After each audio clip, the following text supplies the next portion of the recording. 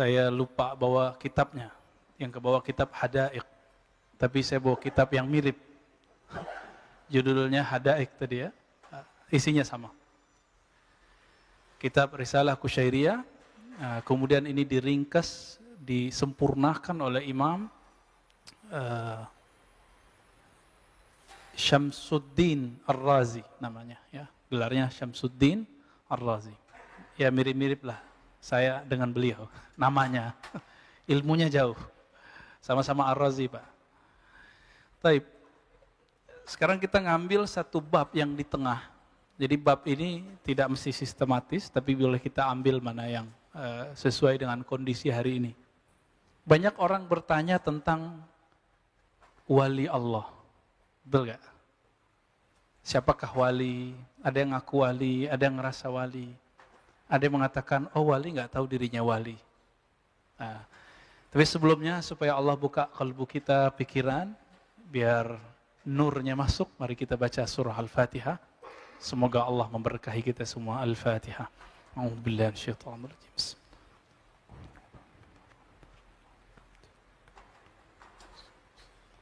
Shiratal ladzina. Amin. Baik, teman-teman sahabat melakukan Allah, bahasa Arab wali itu ya wali. Bedanya wali itu orangnya. Waliullah orangnya. Nah, ilmu tentang itu disebut dengan walayah, perwalian. Masuk ke dalam bahasa Indonesia, terjemahannya minimal dua, ya, wali murid, wali kelas, sama wali beneran. Ini berbeda ya, wali murid, wali kelas, atau wali. Nah, maksudnya wali kelas, ini contoh aja. Kenapa diartikan wali kelas? Karena dia mengurusi suatu wilayah. Udah jadi bahasa Indonesia wilayah. Maka seorang wali itu dianalogkan seperti seorang guru. Dia punya otoritas ngurusin satu kelas, satu wilayah. Maka disebutlah orang itu wali. Itu analog yang paling gampang. Ya.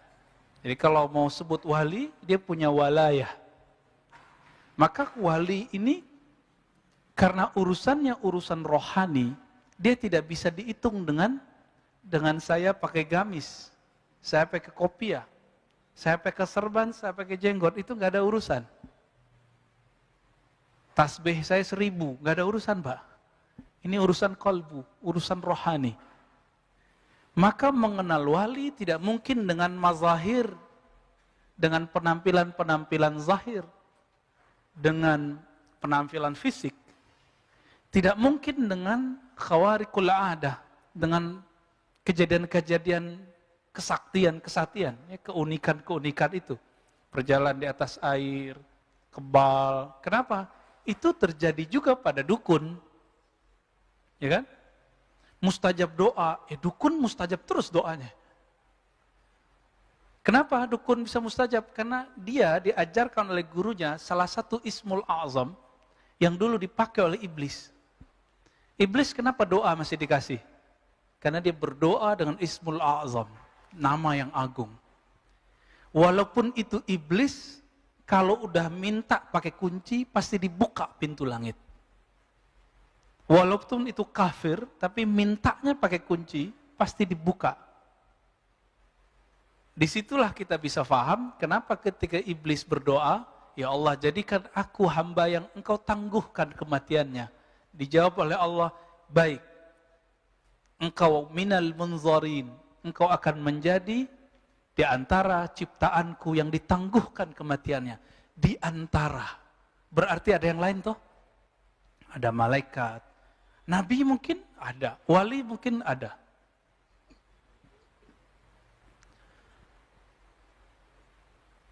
Maka wali Allah itu secara harfiah artinya orang yang disayang oleh Allah Subhanahu wa taala. Orang yang hidupnya diurus oleh Allah. Karena dia diurus oleh Allah, dia kemudian diberi sebuah tugas oleh Allah Subhanahu wa taala, baru sah dia disebut wali. Ada penugasan Pak wali itu. Wali kelas aja diangkat ada SK-nya. Masa waliullah nggak ada SK-nya? Tapi SK-nya bukan pakai tertulis gitu Pak ya. Tertulisnya bukan di kertas begini. Tertulisnya di alam malakut dan jabarut. Ini yang disebut dalam hadis Nabi. Orang yang tidak terkenal di bumi, terkenal di langit. Yang Nabi katakan ya, siapa yang menyebutku, kata Allah Ta'ala, hadis Qudsi, man zakarani fi malain, siapa yang menyebutku dalam keramaian, aku sebut dia dalam keramaian yang lebih baik dari keramaian yang ada di bumi. Itu wali itu Pak, wali yang masyhur di langit dan di bumi. Ada yang cuma masyhur di langit, itu lebih banyak. Nggak terkenal di bumi. Karena mereka tidak dapat tugas jadi da'i. Yang terkenal itu kan da'i. Kata Imam Ibn Athaillah, wali di zamannya, kalau seorang pendakwah terus bilang, saya nggak mau terkenal, bagus. Tapi menolak terkenal nggak boleh. Minimal terkenal di jamaahnya, ya kan? Terkenal itu ma'ruf, dikenal oleh jamaahnya. Gimana Pak dakwah kita nggak tahu orangnya? Kita mau denger nggak dia ngomong? Nggak mau. Nah, Nabi Muhammad Allah kenalkan dulu sebagai orang yang amin, sebagai orang berakhlak yang baik, baru kemudian dijadikan sebagai da'i.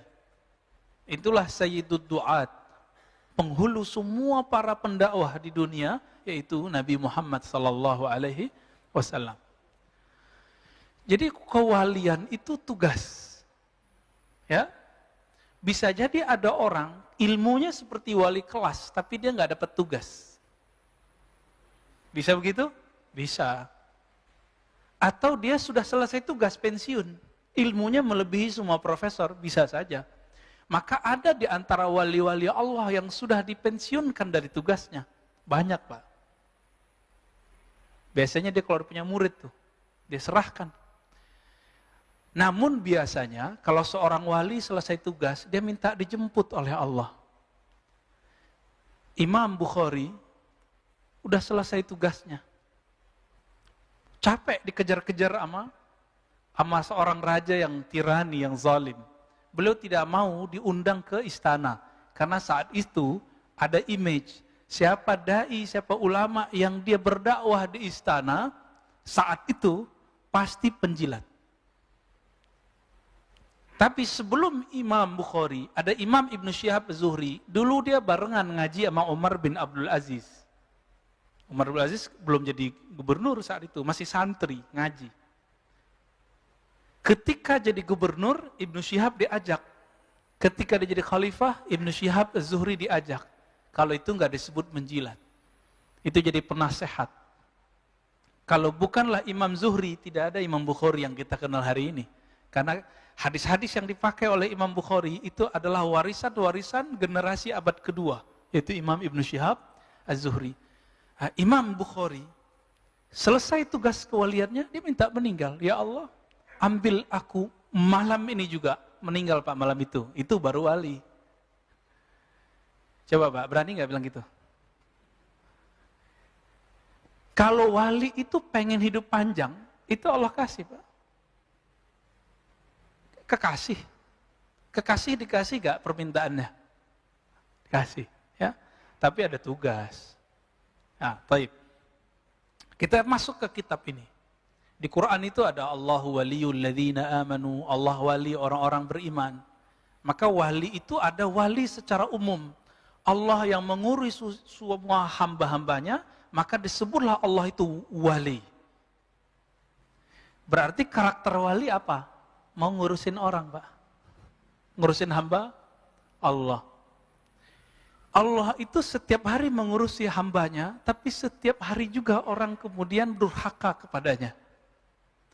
Maka orang-orang yang ingin menjadi wali kekasih Allah, ngurusin hamba-hamba Allah, ngurusin masjid-masjid Allah, ngurusin tempat belajar ilmu-ilmu mengenal Allah, mengenalkan umat kepada Allah, tapi dihujat oleh umat. Tapi dikata-katain oleh umat, siap enggak? Kalau siap, antum akan diangkat jadi kekasihnya. Itu, harus punya keputusan. Kalau takut dibenci, takut populer dibenci, Maka Ibnu Thaillah mengatakan, ente abduz zuhur, ente bukan hamba Allah yang maha nyata. Ente itu hamba Allah yang suka popularitas.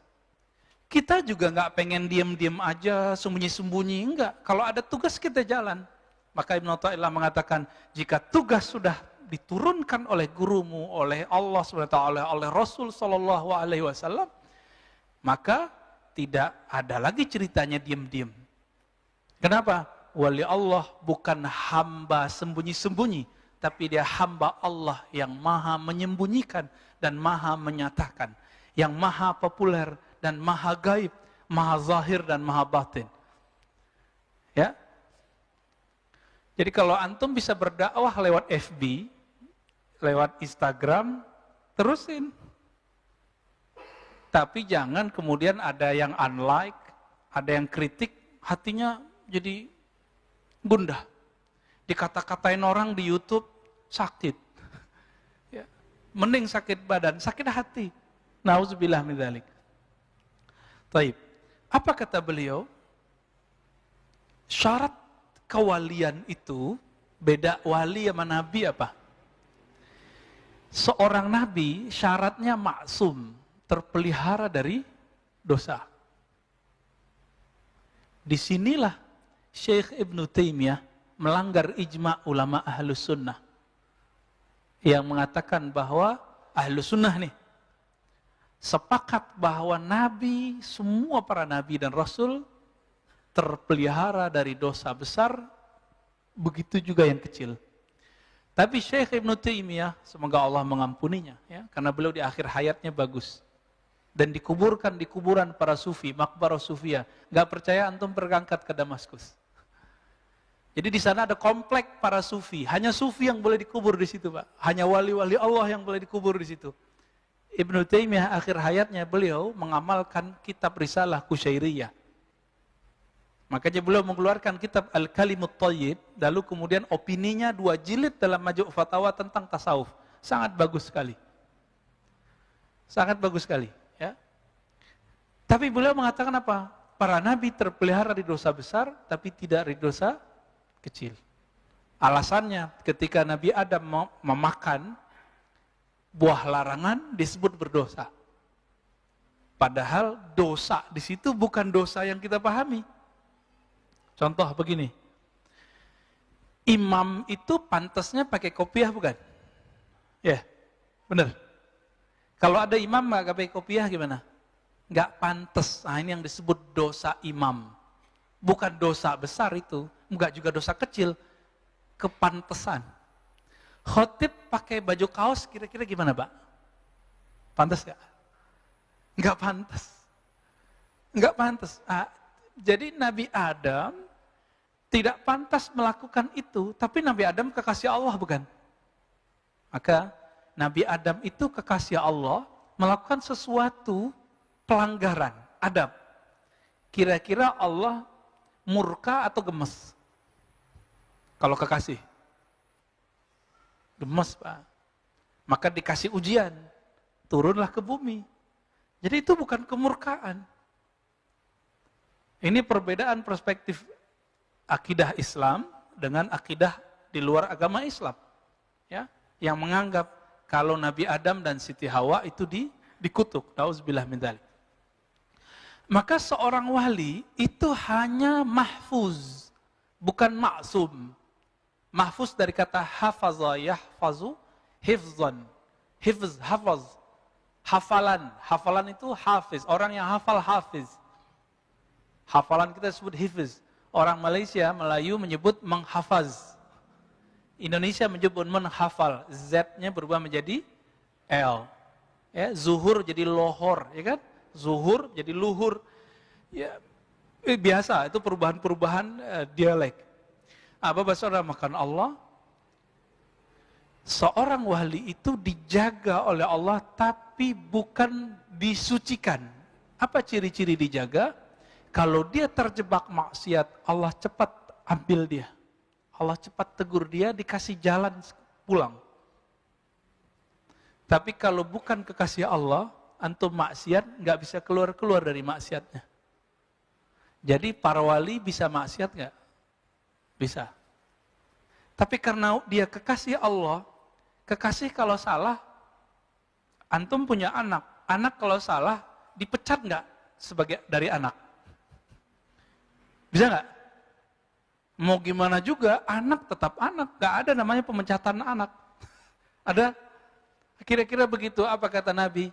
Allah itu lebih sayang kepada hambanya daripada seorang ibu kepada anaknya. Kebayang? Kalau anak salah, itu disembelih atau dicubit? Ditusuk pakai pisau atau cuma dikasih rotan sayang? Ini yang disebut mahfuz. Anak itu dijaga oleh ibunya. Begitu juga Allah menjaga kekasih-kekasihnya. Paham di situ ya? Baik.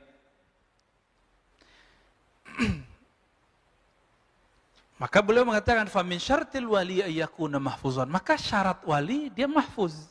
Dia dipelihara, kalau terjebak dikasih jalan kembali.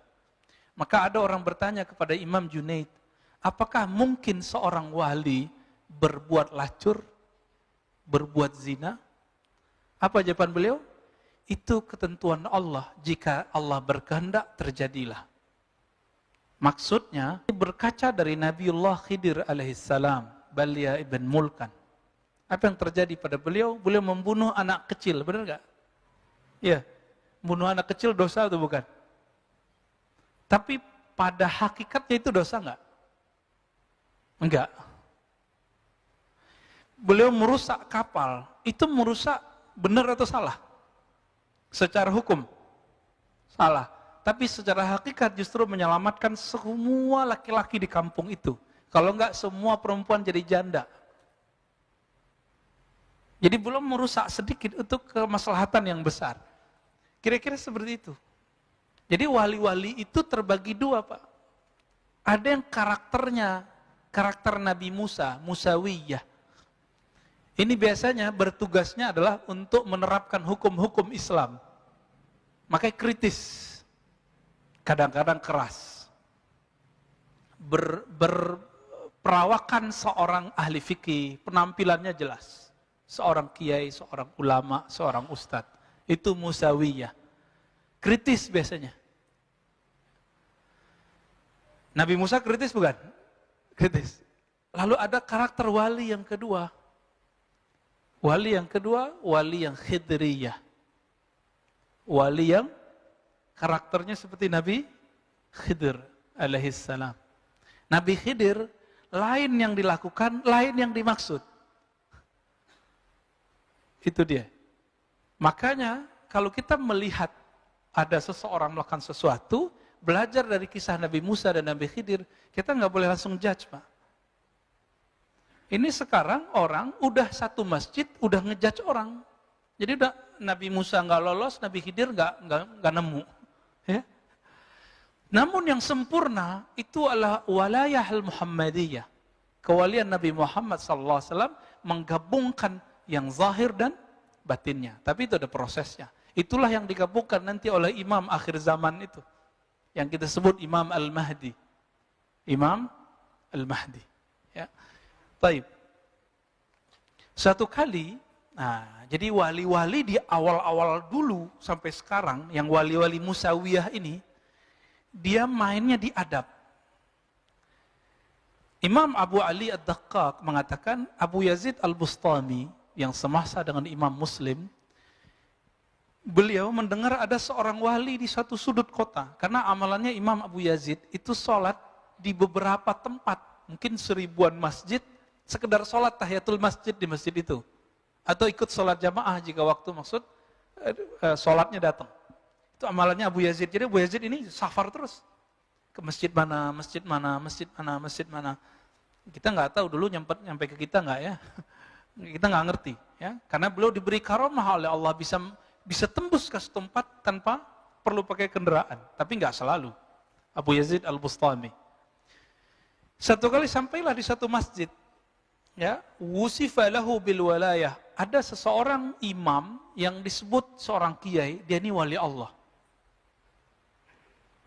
Imam Abu Yazid dapat tugas menentukan wali, wali itu salah satunya adabnya bagus, adabnya tinggi. Dulu masjid bukan begini Pak, ini masjid jangan ngeluh ya, yang nggak pakai sejadah. Ya, ini udah enak ini Pak. Dulu orang sholat di masjid pakai pasir. Masuk ke masjid beliau, si imam ini, apa yang dilakukan? Tanakhama fil masjid, dia meludah di dalam masjid. Tidak disebutkan dia meludah ke pasir, atau dia meludah ke jendela, atau meludah ke depan. Tapi dia meludah di rumah Allah. Apalagi kalau kentut di masjid Pak, mohon maaf. Wali Allah nggak mau kentut di masjid. Kecuali dia khidriyah. Ini bab Musawiyah ini. Pengikut Nabi Musa. Karena pakai syariat.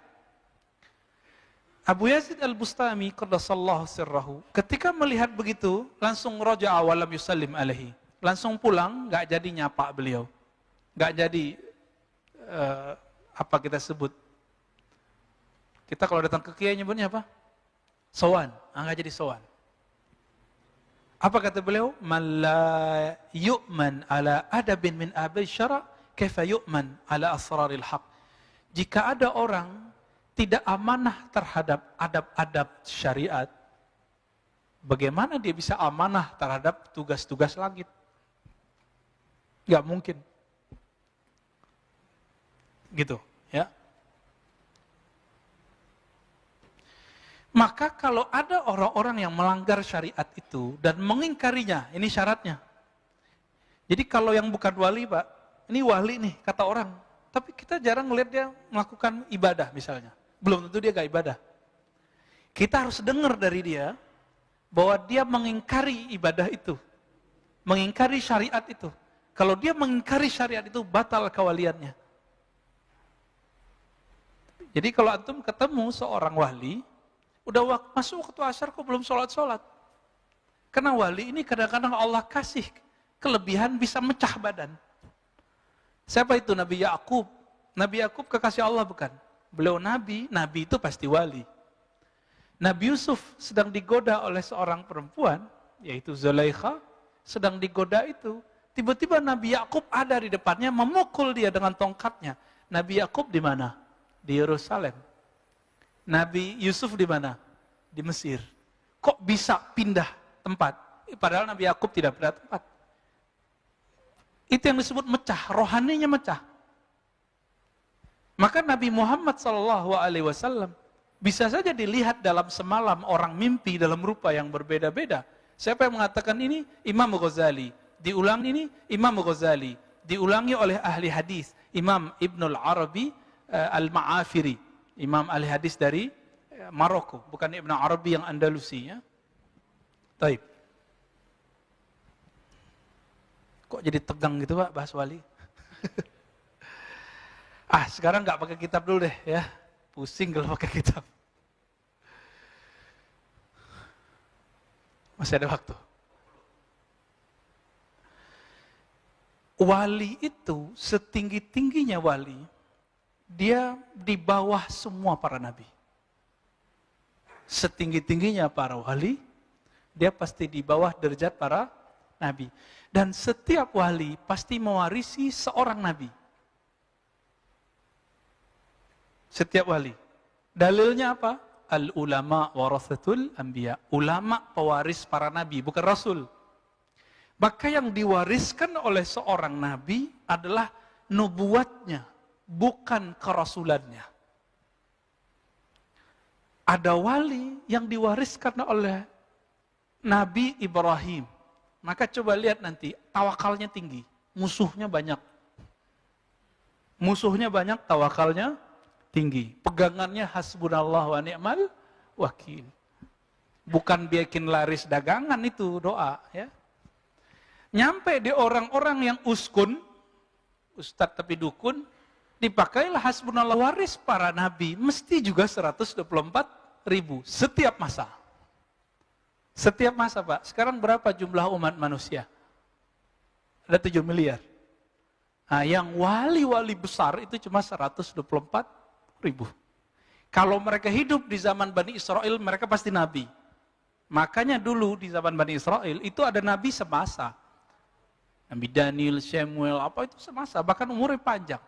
Ada nabi yang mendekati masa kenabian Nabi Muhammad SAW, namanya Daniel. Ya ada, itu di daerah Syam. Dan dia tahu kemunculan Nabi Muhammad SAW.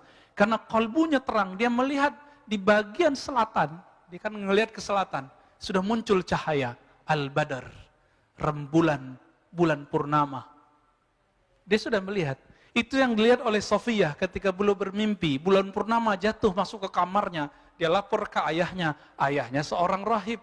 Digampar anaknya pingsan. Kenapa? Rahib ini tahu sang rembulan adalah Muhammad sallallahu alaihi wasallam. Maka mimpi itu oleh Imam Bukhari ditaruh dalam satu bab yang spesial. Kitab Ta'birur Ru'ya dalam Sahih Bukhari. Bab mengenai pentakbiran mimpi-mimpi. Jadi bagi ahli kalbu, mimpi itu adalah media Pak, berita resmi dari langit. Kalau bumi kan kita baca CNN, TV One, Metro, apa lagi? Berita Satu, ya. Sama. Itu berita langit juga begitu Pak. Ada channel-channelnya itu di kalbu itu. Belum tahu ya? Pengen tahu kalau kita sebenarnya sudah praktek. Antum menikah dulu kan, sebagian besar kan udah menikah nih. Atau mau cari kerja, atau mau ngapain. Istikharah enggak? Istikharah itu buka channel berita langit. Aku cocoknya milih yang mana ya Allah? Kira-kira gimana? Pernah? Berarti dulu pernah buka channel alam langit itu, alam Jabarut, alam Malakut. Kita pernah melakukan itu Pak. Tapi karena tidak diolah, tidak diasah, nggak tajam. Nabi Muhammad SAW lama di Gua Hira, tajam. Setelah jadi Rasul pun masih itikaf, lebih tajam lagi. Ini para ustadz siapa yang suka itikaf? Orang itikaf dia jalan-jalan, ya, pindah pengajian sini, ya bener sih. Cuma kapan lagi dia itikaf? Akhirnya jamaahnya lebih tajam kolbunya daripada dirinya. Ini kejadian Pak di mana-mana. Ya, ini pelajaran buat saya. Karena kita berdakwah, kita ngajar, kita guru ngaji. Ngajar orang tapi kayak lilin, nyinari orang tapi kita kebakar. Inilah nasib orang yang tidak menyisihkan waktunya bersama Allah Subhanahu wa taala. 124.000 itu dari mana? Secara fisik mereka dari Nabi Adam alaihis salam. Benar ya? Semuanya. Benar. Ini anak Nabi Adam atau anak iblis? Nabi Adam ya? Sepakat. Karena semuanya keturunan Nabi Adam, semuanya keturunan Nabi Adam itu ditegur oleh Allah SWT. Dikasih pengajaran. Saya pernah membahas ini. Satu kali Nabi Adam ditanya, Dam, ente bisa sholawat, tahu dari mana? Allah berbahasa basi. Padahal Allah Maha tahu semuanya. Ini dialog mesra Allah dengan kekasihnya. Apa jawaban Nabiullah Adam alaihissalam? Ya Rabb, aku melihat ke arasmu ke langit sana, aras langit. Jadi langit itu ada langit yang 7, ada langit aras. Beda. Karena langit itu bahasa Arab artinya sumu, kullu ma'ala fahuwas sama. Semua yang tinggi disebut langit. Memandang dia ke atas, surga kan sudah di Sidratul Muntaha. Sudah di atas langit ke-7 Pak. Melihat ke langit-langitnya Sidratul Muntaha, tembus pandangnya sampai ke aras Allah Subhanahu wa taala. Di situ dia melihat nama Allah dan nama Muhammad atau Ahmad. Berpikirlah Nabi Adam, tidak mungkin ini nama biasa. Pasti nama spesial. Karena nama pencipta digandengkan dengan nama seseorang. Ini coba lihat. Kalau dulu waktu masih kecil, waktu sekolah, sering nggak nulis nama kita love siapa gitu. I love siapa, ditulis Pak, bener nggak? Bahkan perempuan-perempuan kalau nikah atau pas ulang tahun sering buat kalung simbol namanya misalnya Sinta, cowoknya namanya apa namanya? Mahdi gitu ya. SM gitu. Dibuat love SM, simbol. Siapa yang mengilhami itu? Allah. Maka kita kalau di rumah, bagi yang tidak mengharamkan foto, foto dia, foto ya kan? Kita kalau cinta Allah dan Rasul, kita kasih kaligrafi Allah Muhammad. Ya kan? Itu siapa yang mengilhami? Allah Subhanahu wa ta'ala. Kita kalau cinta sama orang tua, kita taruh apa fotonya di rumah. Cinta guru, kita taruh gede-gede di rumah. Bener? Ya, kadang-kadang kita foto sama guru, kita pasang jadi ya, apa namanya? DP namanya, bukan DP mobil ya. Kenapa itu terjadi? Itu ilham dari Allah. Ini yang dilihat oleh Nabiullah Adam alaihissalam. Maka Allah mengatakan, ya Adam, tahukah engkau wahai Adam, siapakah itu Muhammad atau Ahmad? Apa jawaban Adam? Engkau yang lebih tahu ya Allah. Dijawab oleh Allah Subhanahu wa taala. Itu adalah orang yang karena dia aku ciptakan engkau. Karena dia aku ciptakan engkau. Kira-kira lebih penting dia atau engkau? Kira-kira begitu maksudnya. Dan itu menjadi mahar, Pak. Menjadi mahar pernikahan ibunda Sayyidatuna Hawa dan ayahanda Adam alaihissalam. Kan kita pantas menyebut itu. Ya? Abuna Adam wa ummuna Hawa. Itu maharnya. Sekarang antum main-main dengan salawat. Ya, sekarang kita kurang ajar kepada Rasulullah mengatakan orang tua Nabi di neraka. Dalam hadis yang sahih, Allah itu memerintahkan kepada Jibril untuk memilih siapa orang-orang terbaik di dunia. Maka terpilihlah Arab. Keturunan Ismail, Adnan. Dari Adnan terpilihlah Quraisy. Dari Quraisy terpilihlah Abdul Muttalib. Dari Muttalib terus ya Bani Hashim, Abdul Muttalib ke bawah Abdullah, Aminah. Nabi Muhammad itu suci, benar gak? Ada yang bilang Nabi Muhammad gak suci, kafir dia. Ya, mungkinkah seorang yang suci terlahir dari rahim seorang yang musyrik? Mungkin gak? Innamal musyrikuna najasun, surat Taubah. Sesungguhnya orang musyrik itu najis. Kalau antum bilang orang tua Nabi musyrik, maka mereka itu najis, keluar dari rahim yang najis. Pantas gak ngomong begitu? Ustadz, hadisnya sahih riwayat Muslim. Iya, hadisnya sahih, pemahaman ente yang tidak sahih. Kan tidak semua arti ibu dan ayah itu adalah ayah kandung, bisa menjadi paman atau tantenya. Dan itu ada dalam surah Al-Baqarah. Na'budu ilahaka wa ilaha abaika Ibrahim wa Ismail wa Ishaq. Kakek paman disebut aba, abun, bapak. Surah Al-Baqarah, kisah Nabi Yakub dengan anak-anaknya. Maka Bapak Saudara makan Allah, ini wali Allah pasti nggak mungkin kurang ajar sama Nabi, sama keluarga Nabi. Dan Nabi mengatakan kullu nasabin inqata'a ila nasabi. Semua nasab terputus kecuali nasabku. Maka salah satu mukjizat Nabi hari ini adalah zuriat beliau berkembang luas. Suatu kali datang seseorang bertanya, ya Rasulullah, kami tahu ucapkan salam kepada engkau, assalamu alayka ya ayuhan Nabi. Tapi secara salawat bagaimana wahai Rasulullah? Nabi enggak hanya nyebut dirinya, tapi nyebut zuriat dan istri-istrinya. Qulu Allahumma salli ala Muhammad wa ala ali Muhammad wa azwajihi wa ahli baitihi wa zurriyati, di riwayat lain.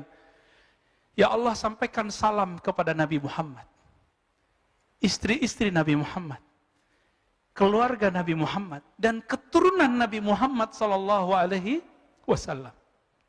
Maka wajib cinta zuriat keturunan Rasulullah sallallahu alaihi wasallam. Ini bukan Syiah, Pak, ini Ahlus Sunnah. Ajaran Ahlus Sunnah. Ahlus Sunnah itu lebih mencintai keluarga Nabi daripada Syiah. Nabi berdiri, di depannya ada Hasan Husain. Apa kata Nabi? Hadis Imam Tirmizi, ya Rabb, inni uhibbuhuma. Aku mencintai keduanya.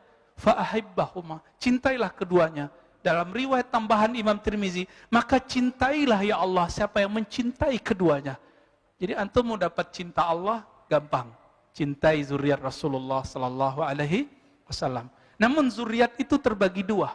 Ada zuriat rohani, ada zuriat jasmani. Yang sudah beruntung menjadi zuriat jasmani, tinggal syukurnya diperbanyak. Kenali kakek Nabi Muhammad sallallahu alaihi wasallam. Kita yang bukan zuriat nih, ya Beb ya, kami yang bukan zuriat ini, kita punya kesempatan menjadi zuriat rohani. Karena Rasulullah sebutan nama lainnya adalah Abul Arwah, bapaknya semua arwah. Antum punya ruh nggak? Ruh kita tetesan dari ruhnya Nabi Muhammad SAW. Nah, inilah bagian akhir yang mau saya sampaikan. Kul huwallahu ahad. Katakanlah hai Muhammad, Allah itu ahad esa. Ya, Allah itu esa sendiri. Jadi dulu belum ada aras, belum ada alam semesta, belum ada semuanya itu hanya dirinya. Lalu Allah menghembuskan nafakhtu, Allah hembuskan nafasnya. Tapi jangan dibayangkan Allah menghembuskan nafasnya. Hembusannya itulah yang disebut Ahmad. Inilah yang dibahasakan oleh Nabiullah Isa, inni mubasyirum birrasuli ya'ti min ba'di ismuhu Ahmad, surat Shaf. Jadi Nabi Isa menyebut Nabi Muhammad dengan nama azali. Nama azali itu alam sebelum alam ini. Siapa namanya? Ahmad. Aku mengabarkan kepada Bani Israel dengan Nabi yang namanya sudah ada di alam azali. Namanya siapa? Ahmad. Ahmad inilah kemudian menjadi Muhammad. Pancaran cahayanya menjadi nama Muhammad. Allah itu memandang Ahmad, Muhammad, intinya itu Muhammad. Jadi kolbunya itu namanya Muhammad. Cahaya Allah ada di situ.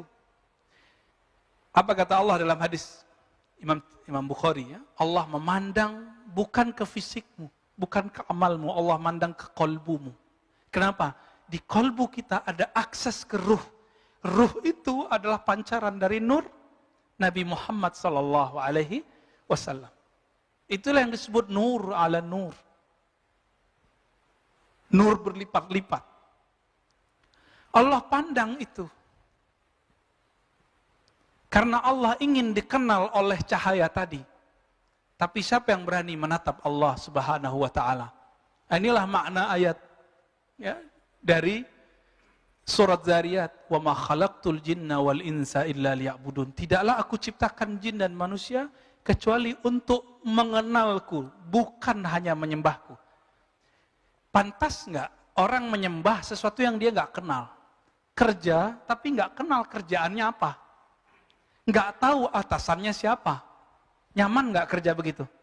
Itu sebabnya antum kenapa nggak nyaman berdiri lama dalam sholat? Kenapa tidak jelas siapa yang disembah?